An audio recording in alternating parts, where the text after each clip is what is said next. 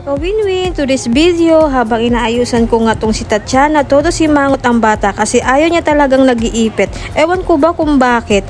At pupunta nga kami ni Tatiana sa Arcade Collection, bilihan ng mga damit pambata. Dito lang malapit sa amin dahil naka 50% off sila. At habang nasa school si Kuya RR namin, gagala muna kami. At andito na nga kami sa loob ng Arcade Collection. In fairness, ang gaganda ng mga damit nila, especially ng mga pambata. More on pambatang pambabae ang pinebenta nila dito, kaya nainganyo kaming bumili dito. At ito nga yung napili ni Tatiana, pinapili ko siya, ito yung unang-unang niyang nagustuhan, kaya tuwang-tuwa ang bata. At may mga t-shirt din sila dito na panlalaki. Bibilang ko sana si Papa Jeric kaso nag-alinlangan ako kasi sa sobrang laki ni Papa Jeric baka bumili ako tapos pagdating sa kanya hindi rin naman pala magkakasya. Kaya naisipan ko munang videohan siya at ipanood sa kanya kung sakaling may magustuhan siya. At yan, makakapili siya ng maayos. At maganda yung quality ng damit nila, mga kawin-win, talagang makapal, so super cotton din. At yung may-ari dito, super bait din, talagang ina-assist ka niya.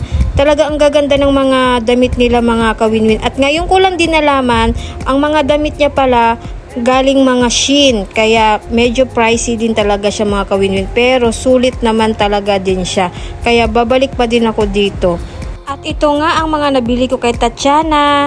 At karamihan dito, siya talaga ang pumili niyan, mga kawin-win. Marunong na pumili ang batang bulinggit. Ayan, ang kulit-kulit niya. Tuwang-tuwa siya kasi malamig din daw. At marami din daw siya nakikitang mga damit. Lahat ng mga damit nila dito, ang gaganda talaga, mga kawin-win.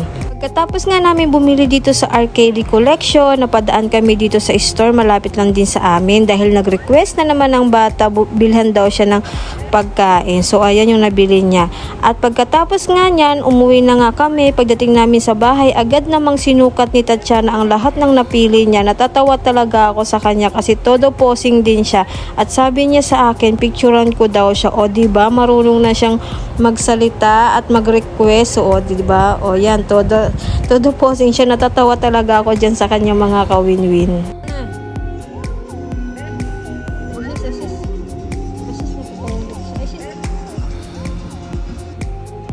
Wow! You're beautiful or ugly? Huh? Beautiful. Very good na. Nandito na lang, mga kawin-win. Bye!